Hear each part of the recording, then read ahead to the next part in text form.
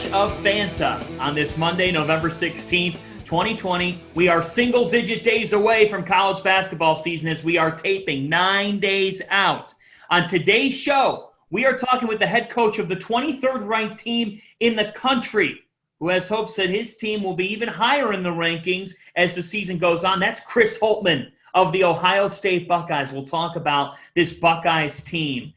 His big decision back in 2013, he was the head coach at Gardner Webb, and he left a head coaching job to take an assistant coaching job at Butler. What a script that played out to be. He called it life-changing. We'll talk a little bit about that.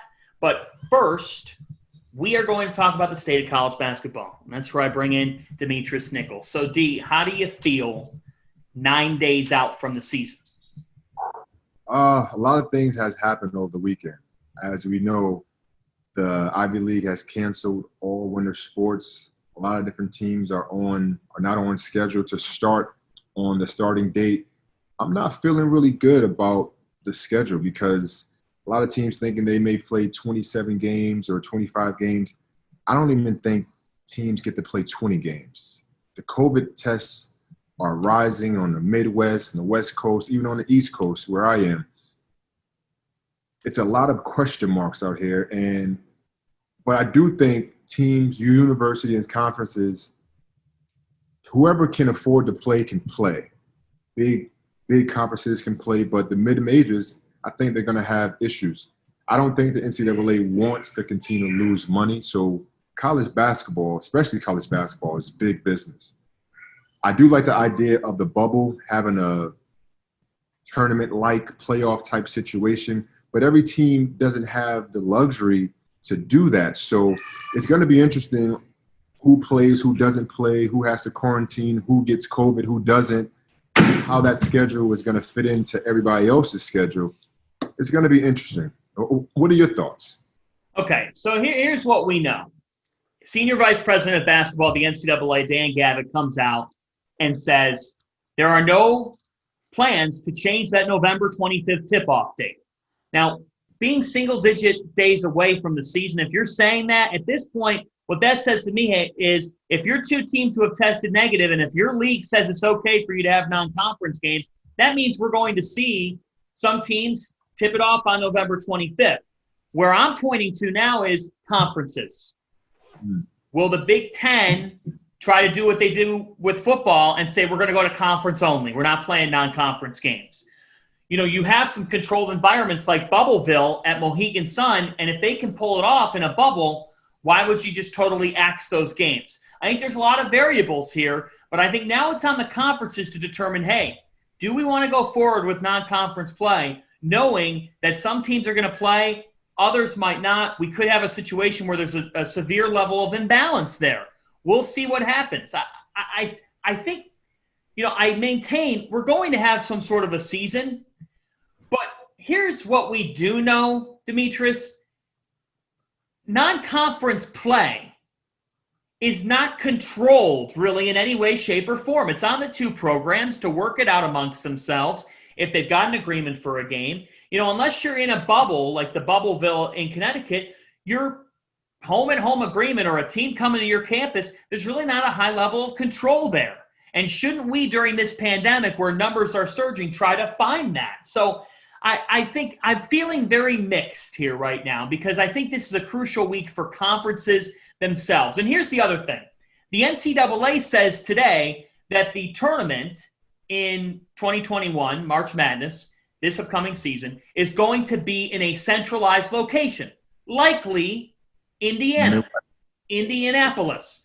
So for me, where the virus is surging, we would presume by March that the virus could be in a better place than it is now since it's in an awful place right now.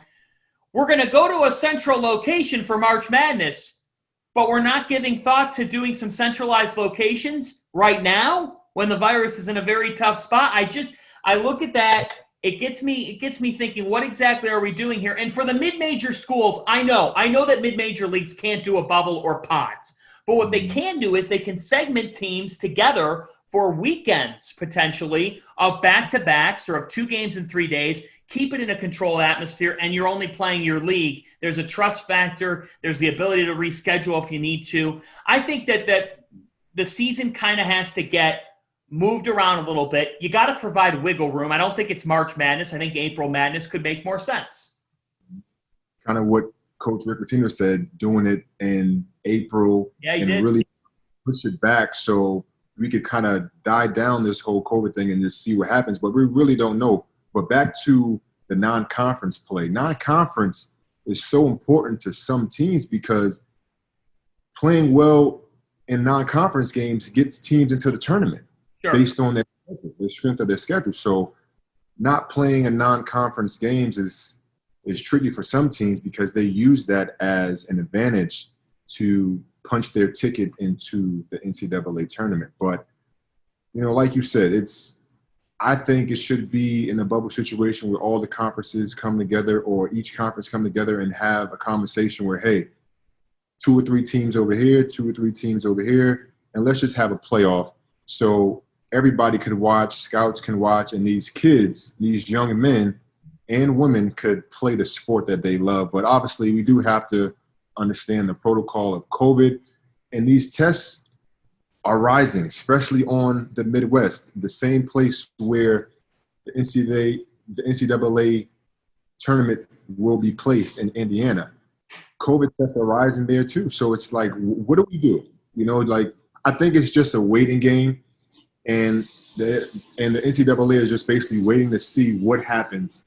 All right, well, maybe it's not that bad. Let's see what happens and see how far we can go on with this thing. But I think there should be other ways that we can control it. All right, true or false? We will see somebody tip off their season November 25th. Someone, for sure. There's too many teams now. For sure, someone will. I think it's important because not every place, not every team is in the same situation. So I definitely think some teams will start on time.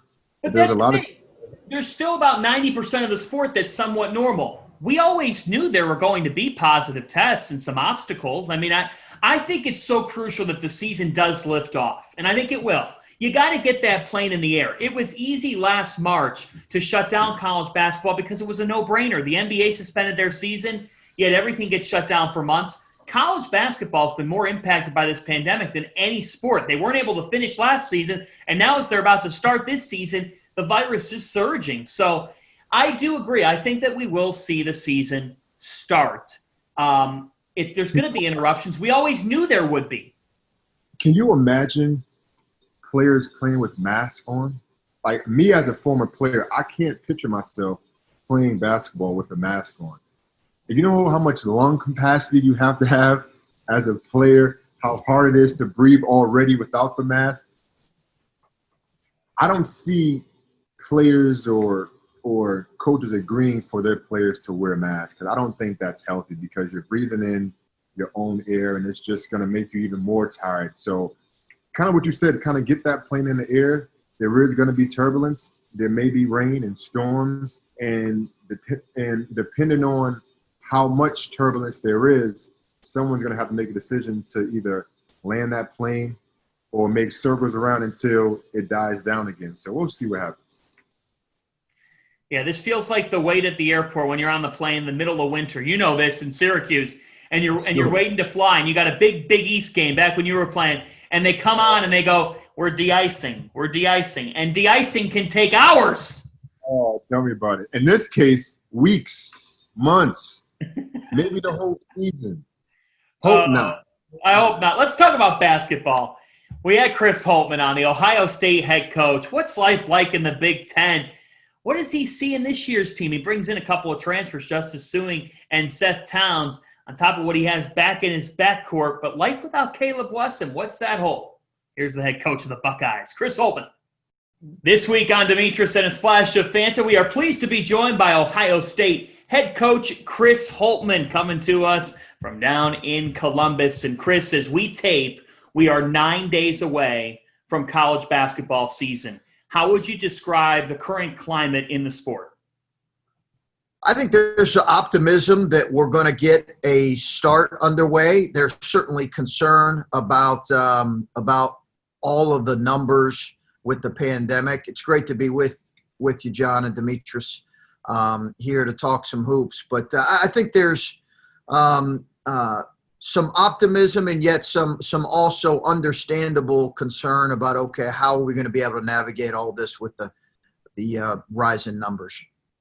You talked earlier today on a radio show about your schedule. You were supposed to be in that crossover classic over in South Dakota. There's a high positivity rate there. There have been several teams that have either, backed out, come in, whatnot. So you talked about the fact that November 25th, you've got Illinois State coming in, and this is likely part of some sort of on-campus MTE that you've got in the works here. What can you tell us about the opening days of your season?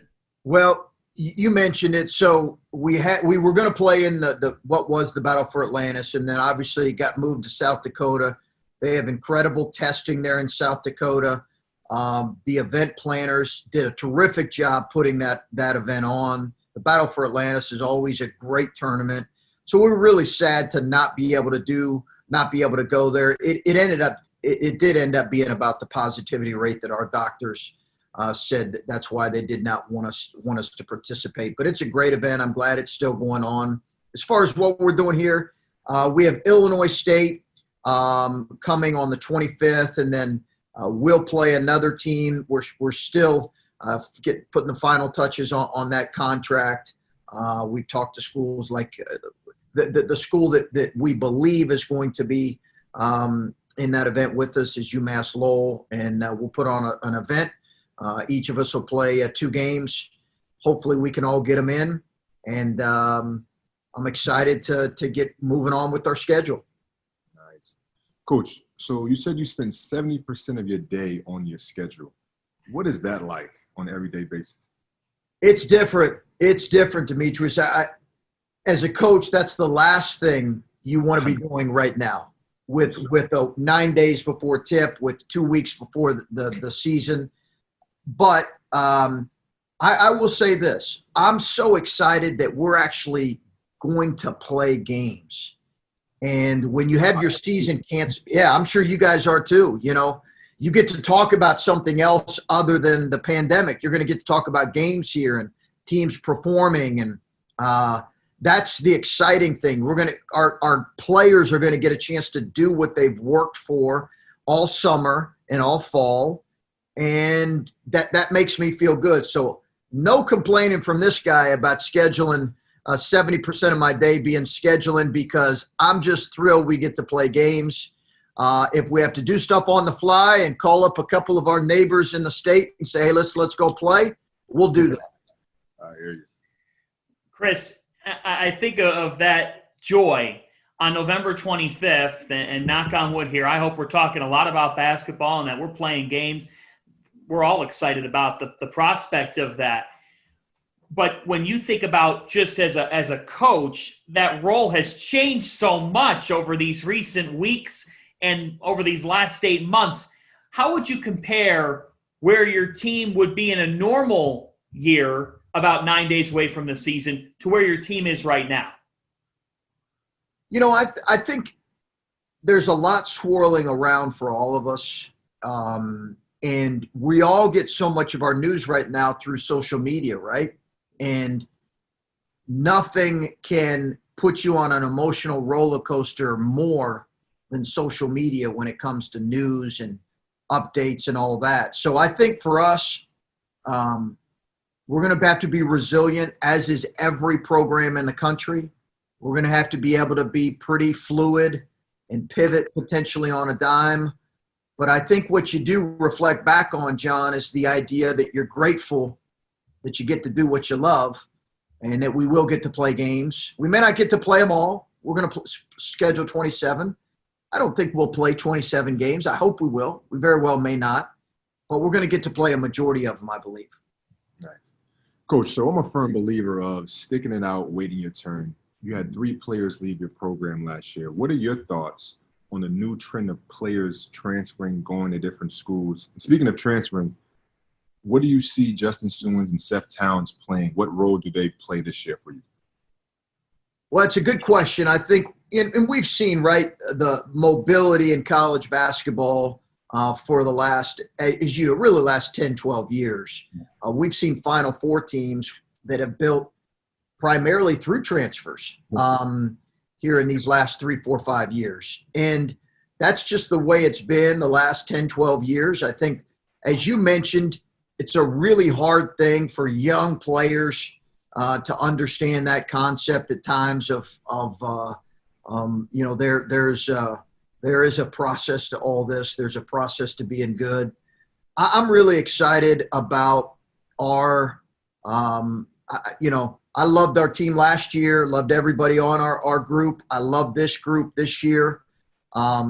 It's a different group because we had Caleb Wesson declare for the NBA draft. His brother Andre graduated, was a really good 4-year player for us. So we're going to be different in a lot of ways. But I'm really excited about the additions of Justice Stewing. And when Seth Towns gets healthy, we don't know when he'll fully be able to compete for us. That might not be until a month or a month and a half. But when he gets healthy, I'm excited about his help to this team. Nice. One kind of constant to that from last year that you have coming back is C.J. Walker. A 2.4 assist to turnover ratio, scored in double figures his last 6 games of the season. In what you've seen him taking over as your point guard, what separates him from just any other point guard? Plays to win, John, and Demetris knows how important that is. Plays to win at that position.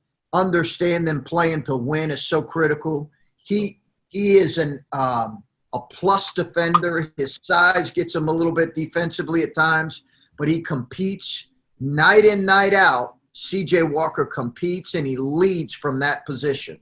And as you mentioned, we have C.J. back, Dwayne Washington, our second leading scorer back, E.J. Liddell, who will be a sophomore for us, Kyle Young, who's a 4th-year, 3-year starter for us, will be back, Justin Arns, Musa Jallo when he comes back from injury, Ibrahima Diallo. So we have some guys returning along with the addition of some of our new guys.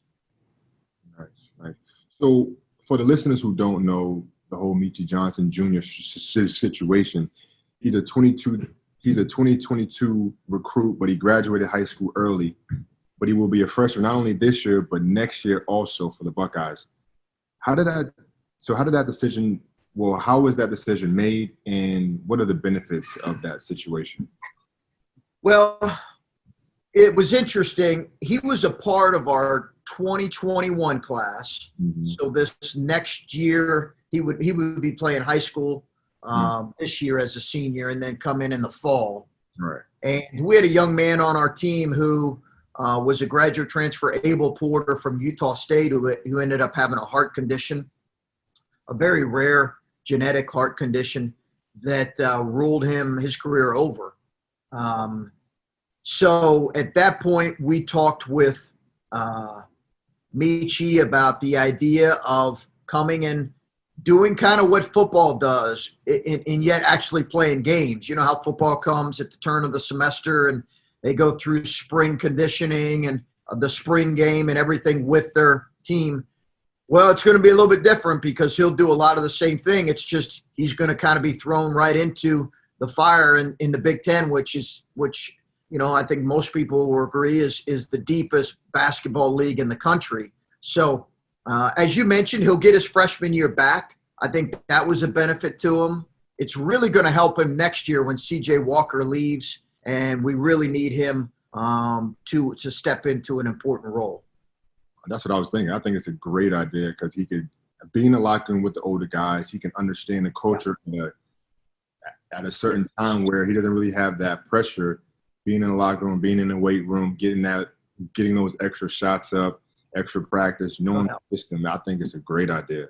Great idea. It's a bonus year for him. Sure. We checked and said, hey, can you do this? Have people done this in the past? Right. With the schedule being moved back a little bit, getting the year back, it all just kind of opened up some opportunities. And he was so far along academically. We obviously can't do this with everybody, but he is so far along that it allowed us to do that. And he was a part of a really important three-man group that we're really excited about. Malachi Branham, Kalen Etzler, those we're really excited about those three guys. Nice. Chris, you brought up the Big Ten's depth. What's your one-word description for coaching in this league? Brutal. Brutal. John, it is brutal. Now, the Big East, as you know, when I was fortunate to coach in it, tremendous coaches, tremendous teams. I think we had 7 out of 10 teams one year, 6 out of 10 another year. Our first year in the Big Ten, John and Demetris, it was a little bit of a down year in the league, and we really kind of benefited from it. There was only 4 of 14 teams that went to the NCAA tournament.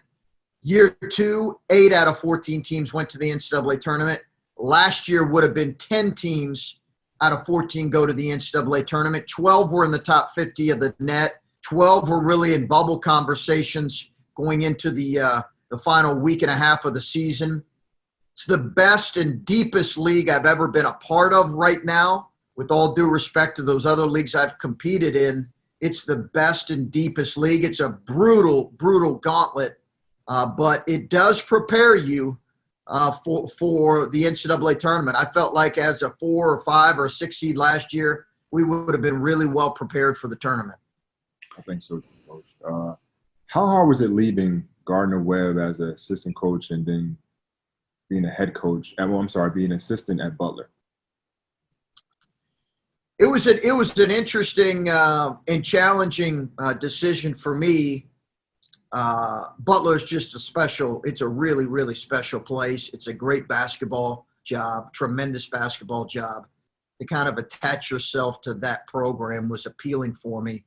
But you're also leaving a place that gave you your head coaching start in a smaller school in Gardner Webb. They gave me my head coaching start. So I always feel indebted to them, felt indebted to our players and staff. It was a difficult decision that was made, and in a unique one when you're going from a head coach to an assistant. Sure. I think it's just amazing, Chris, because you couldn't script how things went at Butler, with Brandon Miller and his situation, and you end up getting named interim head coach. And I remember, I think I was doing a game somewhere else, and I'm watching you play a daytime game against North Carolina in Atlantis. And it just felt incredible because of the fact that you beat them. And I remember in the pregame show before the game, everybody was kind of like, we really don't know what to expect in this Butler situation. And it's like, well, now a statement-making win. I mean, just how would you describe that moment when you beat Roy Williams Tar Heels, end up finishing third in a loaded field, and just how you went from being the interim guy to thinking, I really am relishing the role of leading this program? It was life-changing. It was in a lot of ways. That moment, that tournament, in so many ways changed our lives, our family's life, the trajectory of our career path. And I love coaching. I love being a head coach. I loved being at Gardner Webb, grinding through, kind of rebuilding a program. But when that happens on that national stage against a program like North Carolina and a coach like Roy Williams, and you have the interim tag, and as you mentioned, it was really bittersweet because I came there to work for Brandon and to help him enjoy a moment like that. But it was life-changing in a lot of ways. I'll never forget the group we had there was, and you remember some of these guys, John, Roosevelt Jones and Alex Barlow and Cam Woods and, Kellen Dunham. They were just really a special group for us to coach. That was a fun journey. We ended up finishing second in the league that year to guess who, Villanova. But it was a really fun year. It was a life-changing experience. Roosevelt Jones, and this is nothing against him at all. It's a compliment to him. That guy's going to be playing in some rec league at 55, and he's going to be impossible to defend. Special. Special. That dude, that group was special. Now, if you came in practice and watched us in a shooting drill, you would be utterly unimpressed. But as soon as we blew the whistle and anything competitive happened, you'd say, "I'm picking that guy." That was Roosevelt Jones. Some guys are like that, where they're terrible practice players, but when those lights start to shine and you smell that popcorn, it's go time. So I can. Right. That's how he was. If you were competing, he was locked in. I'd get on him about, the details of a drill, and he'd kind of look at me and be like, "Okay, coach, when are we competing here?" As soon as we got to competing, he was another level. Chris, I can't help but ask, in the last hour, the NCAA says they're heading to one location for the NCAA tournament, and that location could likely be Indianapolis, somewhere around there. Maybe it's the whole state of Indiana. But the fact is, we could see NCAA tournament games inside Hinkle Magic. I don't think Hinkle Magic ever leaves somebody. No, it's to coach in that venue. It's, John, you've been there. Demetris, I'm not sure if you have. It's really one of the cathedrals of college basketball. It is one of the special environments when you combine the architecture, the history, the fans, the knowledgeable fans that they have. We have really knowledgeable fans here at Ohio State. It's really smart basketball fans here. I think the same way at Hinkle, at Butler.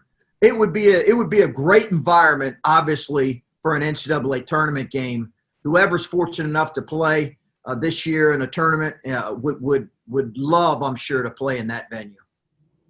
All right, Coach, let's have some fun. Okay. Quarantine rapid fire. What is your favorite Netflix series right now? Whew. Probably the one from the past few months has been Ozarks. I'm still searching for one that was as good as that. Yes, I love Ozark. I'm still waiting for, I think, was it season 3 to come out? Yeah. I think it's 3 or 4, yep. I can't wait. I cannot wait. All right, we'll keep it rolling.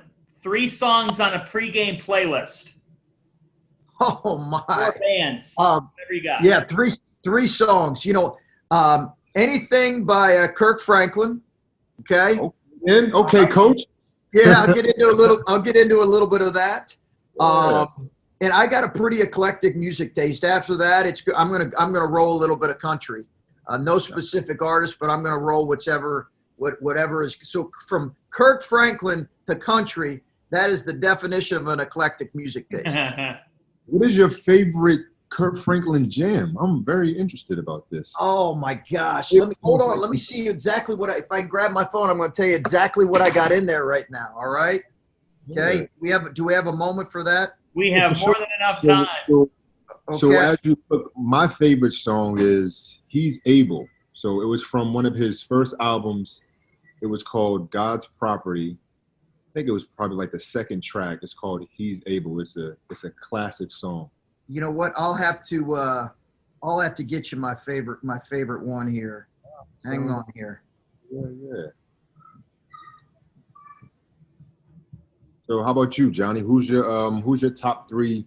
Well, I mean, for me, I'm more – so you'll be surprised, but I actually just grew up on 70s and 80s. So for me, it's got to be Doobie Brothers, Earth, Wind, and Fire, Wonder. Casey and the Sunshine Band. I throw it back. Barry White. Me too. Listen, I like Barry White. I love Earth, Wind, and Fire. James Brown. I'm very old school too. Like I'm old, but I'm young. But the two that are most played right now are I Smile and Love Theory. That's what we roll out to a little bit. Our players get tired of it, but that's what we roll out to a little bit in our pre-practice stretch. I like it. Do you play music a lot during practice? I know coaches go back and forth on this. We do. Pre-game or pre-practice, I tell them, listen, between practice, pre-practice, and our post-stretch, that is my music, okay? So that's when we're playing my stuff, all right? After that, when they're in shooting on their own, they can play their own stuff. I love it. I love it. Chris, coming back to your Buckeyes here. Who's a player or maybe a pair of players that people don't know as much about on this Buckeyes team that you've just noticed the climbs are being made and people are really going to enjoy watching them play? I think people don't know as much about a kid like Justice Suing because he wasn't with us. Obviously, he was a young man who did a lot at Cal in his 2 years there. I like our 2 freshmen. I'm not sure that they're ready fully to make a huge impact at this level, but I do think you're going to see them play a really, really important role in our season for sure. We've had a lot of guys who've had great off seasons, but Justice Suing, because I think our need and his potential impact, Gene Brown and Zed Key, 2 freshmen we're excited about. I was thinking about your team and just looking at how last season went. You did, I think, what a lot of coaches would want in terms of you start strong and you finished real well. I mean, you finished very strong, and had there been a postseason, you had the right momentum going your way. In the middle of the year when you went through some of those struggles, it kind of coincided with Kyle Young being hurt. He was banged up for you. Just how critical is his presence, especially with Weston having graduated? He's really important for us. His overall health, he's been banged up kind of, whether it was a stress reaction or a bad ankle sprain. He just does a lot. He brings great energy. He does stuff that other players don't do. We need him to grow his game. He's going to shoot more threes for us than he ever has. We're going to play him at different positions this year, some as an undersized, quote, 5. But you're right. We were playing our best basketball in February and March, and that's what you want to do. We really struggled in January. We had to own the fact that we weren't playing very well. We just really struggled. But our best basketball of the year was in February and March, and that led into what I felt like was going to be a good postseason for us. Speaking of struggling in February, you guys didn't really defend three-point line very, very well. Yeah. You got shot over 35%. How do you change that narrative and get that number lower this year? Well, it's been a point of emphasis for us, and we have to do a better job at that. We've worked a lot on just our awareness and vision off the ball. We didn't contest or challenge as well as we needed to. You'd think at some point water would find its level and it would even out as the years went on. It didn't. Teams really shot it well. So at some point you got to say that's on us. We got to make them miss more than what they're doing. We've worked on some specific things, Demetris, to try to have a better, certainly a better overall percentage defensively from the three-point line than what we did last year. We'll see if we do. Nice. Chris, when looking at Ohio State basketball, I know when you first took the job, you talked about what can be in Columbus, and Thad Matta was such a big part of that. And I think of players recently, Aaron Kraft, back Greg Oden, Mike Conley, just Ron Lewis, I think his game winner or game tying 3 against Xavier to send into overtime. It was such a good March Madness game. Yeah. What would you say to those Buckeye fans who are thinking, those are the teams like that's what I envisioned for Ohio State hoops, and just kind of your message to them on the outlook for the program going forward and what you see?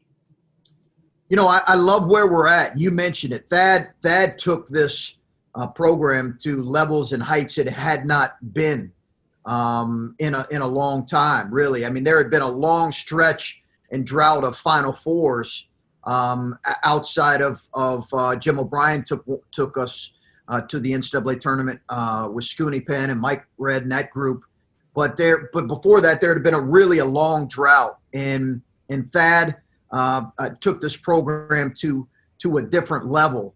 And obviously there were some struggles at the end of his tenure, but there's no discounting how great that was. I feel really, really good about where we're at and where we're headed.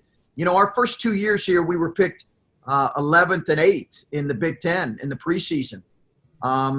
And, we've been able now to have 3 20-win seasons and 3 seasons where we would have played in the NCAA tournament.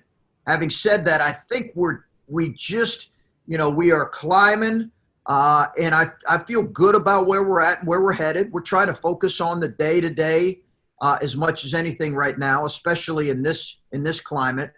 But I feel really good about our core group of guys, feel good about the direction of our recruiting, feel good about where we're headed, and hopefully we can get to those high point days that Thad had in his tenure.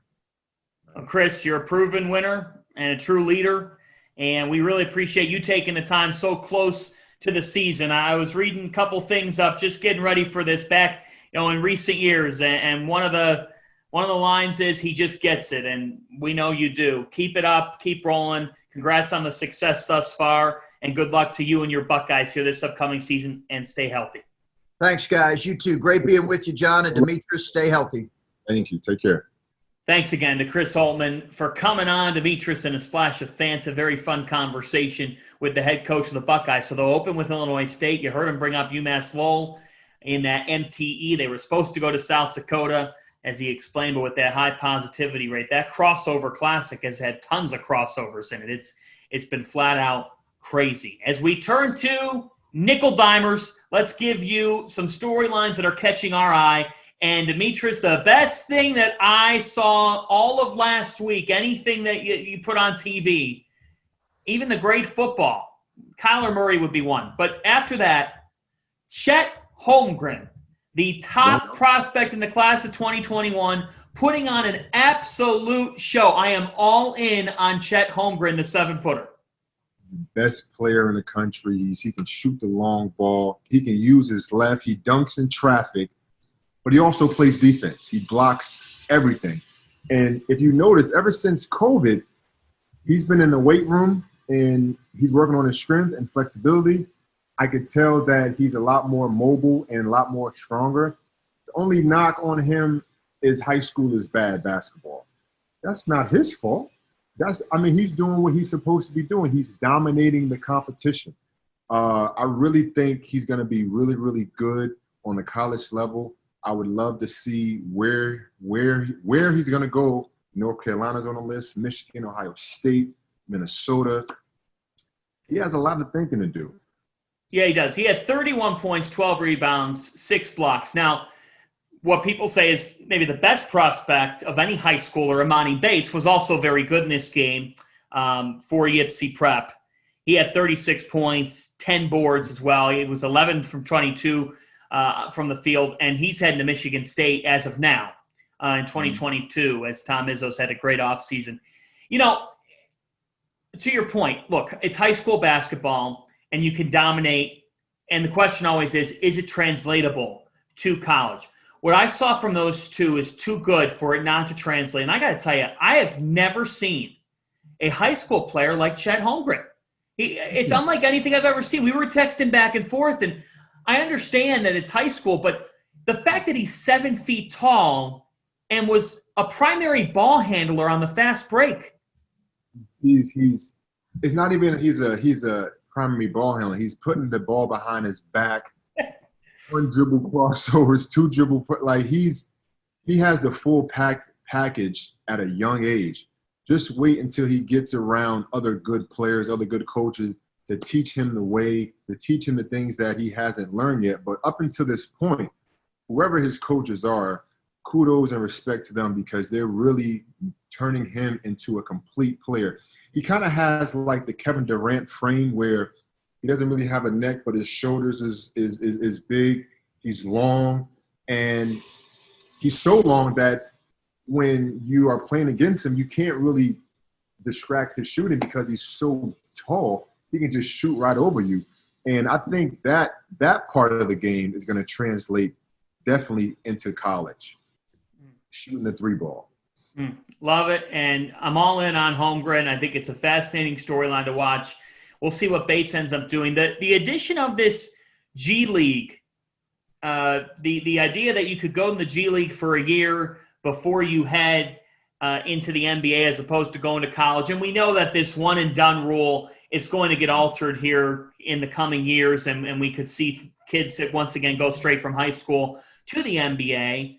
But what's your thoughts on the idea that you could go straight to the G League as opposed to going to college? My biggest thing is the opportunity to develop and mature in the college atmosphere with longtime coaches who understand all that. To me, I think it's more of value for a player and a person than it is potentially to go in the G League. I know you're going to get great instruction, but you're facing guys who are already pros. And I don't know if it's the same course of development for you as opposed to going to a university, which we know the track records there with those colleges and these coaches' ability to really make you a better player and person. I'm a firm believer of going to college. I'm actually a firm believer of staying 3 years, 4 years, getting your education. It's called student athlete. So getting your education is very, very, very important to me. So I would say go to college, experience the whole college life, grow,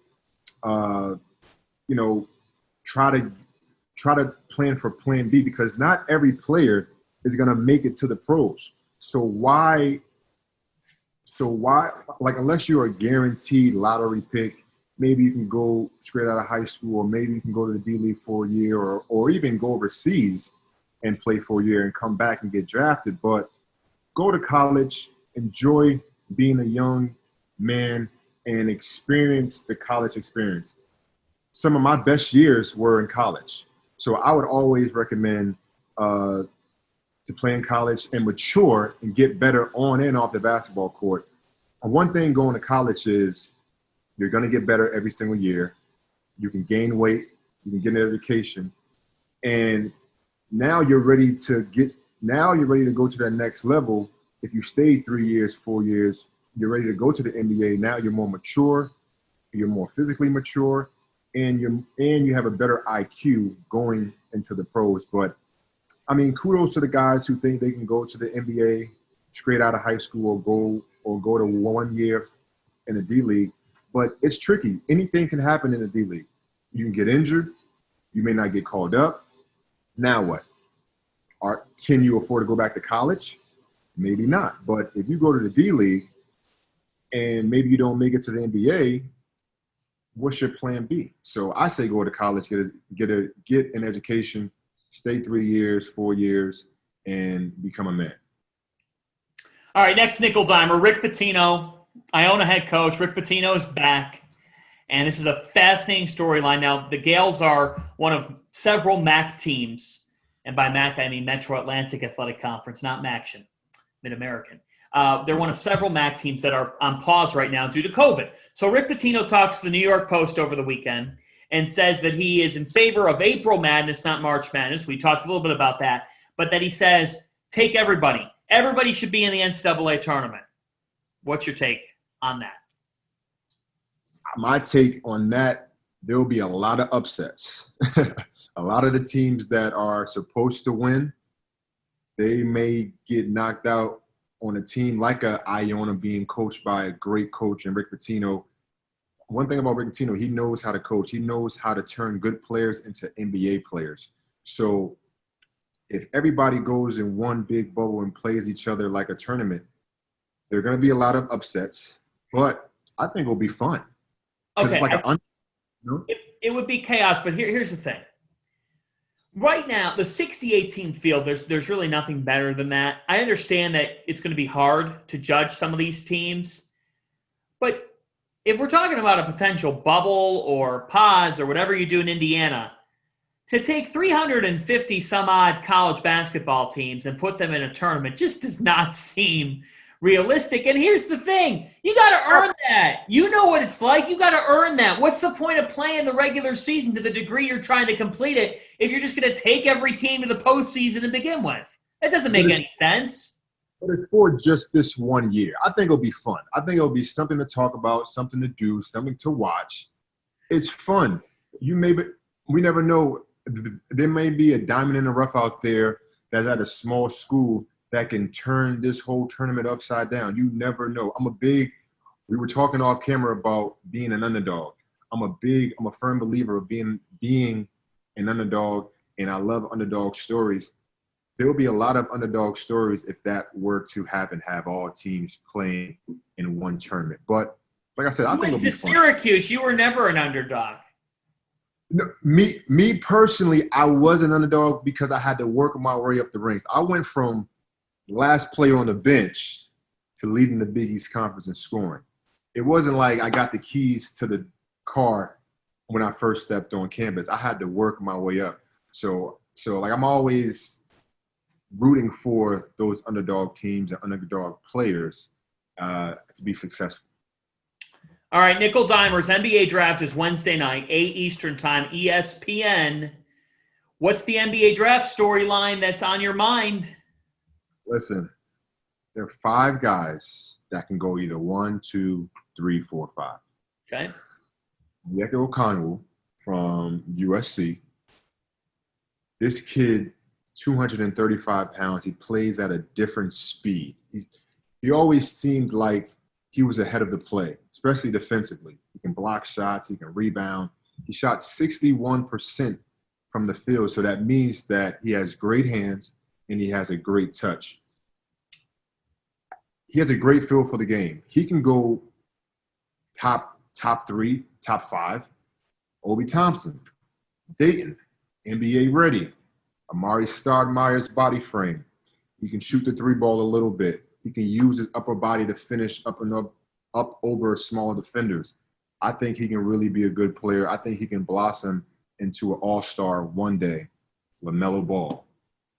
I think he's a big guard. He can play the 1, 2, the 3. I haven't really seen him play this year because he played in Europe professionally for a couple of, I think it's maybe 1 or 2 years. But I like him. I think he can be a player. So my advice to Ball would be go into the NBA being a pass-first point guard, kind of like a Jason Kidd. So Jason Kidd didn't come into the NBA knowing how to shoot, but he can pass the ball. He can run the team. He was big enough to get by small defenders.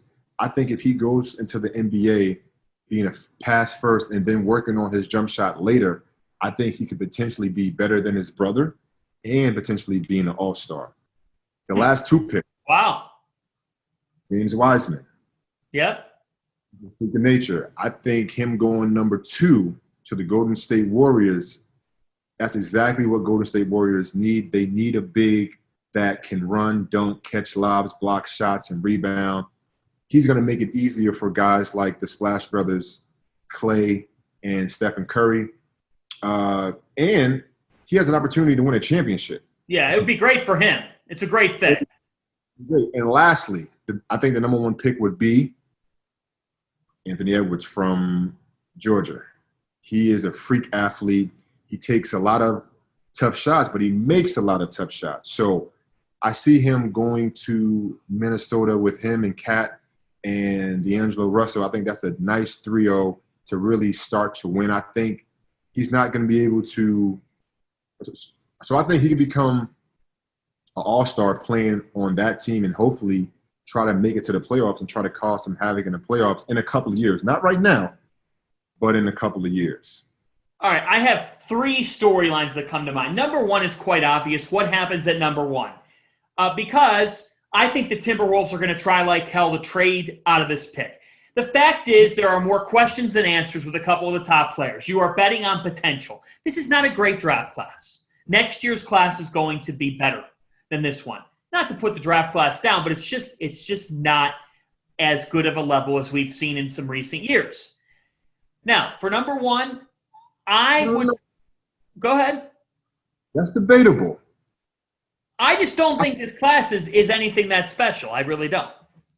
What makes this class different from a great class? Or a class? There's just not many guarantees on guys that are going to come right in and be high-impact rookies. I mean, I think – and that's my second point.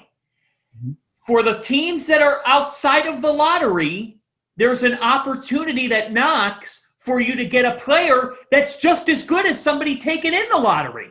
This is a year where we could find another Donovan Mitchell. This is a year where we could find a player who's taken later in the first round and is still on the board. I was looking at some guys. Tyrell Terry from Stanford is a guy that I would bet on his potential. If you're a team that's trying to win now, like the Mavericks are, I think they're picking around 18th. Watch out for Tyrell Terry because he's a guy that has unlimited range. I'm betting on Tyrese Maxey. I don't think he might not get taken in the lottery. He might, but there's a chance that he might not. And with the Kentucky pedigree of developing guys that are ready to go, I know Maxey might be a little bit undersized to some folks. I love this kid. I love his game. I love his motor. I'm betting on his potential. I'm fascinated to see where Saddiq Bey lands. He's a Villanova wing, 6'8". He shot 45% from three, but Demetris, he's a winning player. All he did was win at Villanova. All Villanova does is win. And we've seen Josh Hart, Mikal Bridges, Jalen Brunson's found a spot on the Mavericks. Who's that? I said the foundation of programs really helps teams. Like you said, the guys that win in college or stay 2 years, 3 years in college, mature, become a man, know how to play the game of basketball. Those are the ones who become good players, solid players in the NBA. To your point, we never know how these young players are going to turn out. These guys are freshmen and sophomores, 18, 19, 20 years old. So it's kind of like you're taking a chance on these young men because some guys like basketball, some guys love basketball. Some guys like to work, some guys don't like to work. Some guys like to say, all right, I'm in the NBA, let me relax. There's some guys that say, you know what? I want to go up against KD. I want to go up against LeBron. I want to be great. I don't know. We never know who is that guy that's going to say, I'm not satisfied being in the NBA. I want to be great. So it's always taking a chance on these young players. So, yeah, there's some NBA draft storylines. Wednesday night, I really do think in the teens we could see some players get taken that could end up being just as good, if not better, than those guys in the top 10. We'll see. The Knicks always fascinate me. What are they going to do at 8? I know Killian Hayes has been brought up. If Tyrese Halliburton's there, I think you got to take him. We talked about his potential last week. I've seen Obi Toppin all over boards. I'll be interested to see where he goes. I know how high you are on him. We'll see what happens for the Dayton Flyer. I love draft night. I love that basketball is here in some capacities. I'll tell you what, it's still an exciting time. I'm still cautiously optimistic. I'm an optimist. And with that in mind, I'd be remiss to not say our final thought here on this show. Jim Boeheim, your coach, at the age of 75, Syracuse head coach announcing over the weekend that he did test positive for COVID-19. The Orange are on a program pause right now, and we do want to send our best thoughts, prayers, well wishes that Jim Boeheim recovers well and that everything goes okay in that regard. Sure, I definitely hope that he's going to be okay. I'm pretty sure his wife, Julie, and the rest of the family are taking care of him, and I think he'll be back ready to go. He's a fighter. He's a survivor, so I expect nothing but the best. Obviously, we just have to, like we said, we have to wait and see, and I'm hoping that he gets healthy as soon as possible. Hey, you know it. Coach Boeheim's a fighter. Oh, yeah, for sure. Whatever, sure. If he has anything, if he's got a cold, symptoms that range all across the board. Nobody fights like Jimmy B. He's a competitor, man. From battling cancer, from being assistant coach 50 years ago at Syracuse, then turning this whole program around and recruiting Hall of Fame players from Derek Coleman, Sherman Douglas. The list goes on and on and on. So he is a fighter, and I expect nothing but the best when he comes back. But I'm pretty sure that the assistant coaches, Jerry McNamara, Red Ardrey, and A. Griffin are doing their job of making sure that the rest of the guys are staying in shape and ready to go. Crazy times, folks. Stay safe, stay healthy, and if you need an activity, just listening to the Field of 68 Media Network because we got so many shows going on right now looking ahead to the season. You talk about podcast after podcast after podcast, and we're proud to be part of the lineup. Next week, we're supposed to have college basketball, and we're supposed to have turkey with it. So, my goodness, that's a combination. And you can see my expression. I'm pumped because we're going to be talking some college hoops, and we can't wait to talk it with you. Demetris, here we go. My fingers are crossed. I hope we're talking some games next week.